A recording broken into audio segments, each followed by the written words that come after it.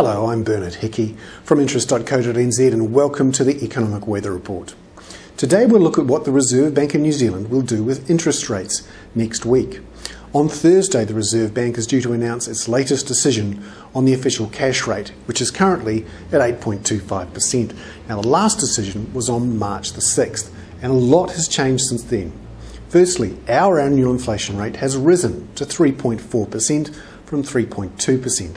That means inflation has been above the Reserve Bank's 1 to 3% target band for 7 of the last 12 quarters. But business and consumer confidence here have both collapsed because of higher interest rates, higher food and petrol prices, and also a slowdown in the housing market. So that's a depressing effect on the economy. But firms' inflationary expectations are at their highest levels since mid-1980s, when inflation was nearly 18%.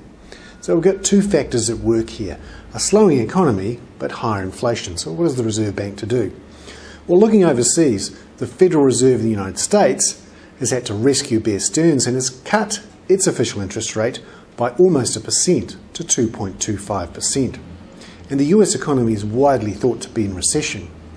But China's economy is growing at almost 10%, and inflation there is 8%. Now, we've just signed a free trade deal with China, and it's our third largest trading partner, and the Reserve Bank has been watching that.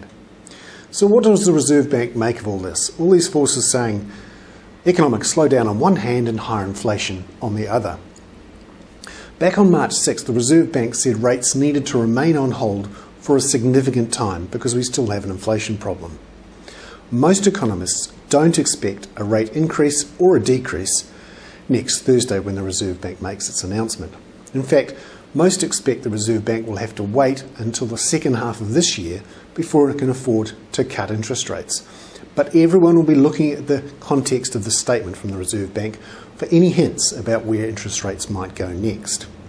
And even if the Reserve Bank does cut interest rates later this year, that's no guarantee that mortgage rates and term deposit rates will be cut as well, because currently the bank interest rates, the ones you and I get at the bank, are a little bit disconnected from the official cash rate.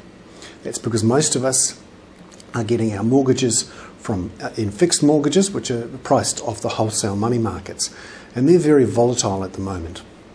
So the overall picture here is interest rates will have to remain high, at least for the next 6 months or so, even though the economy is slowing. That's because we have an inflation problem that we need to beat. I'm Bernard Hickey, and that was the Economic Weather Report from interest.co.nz.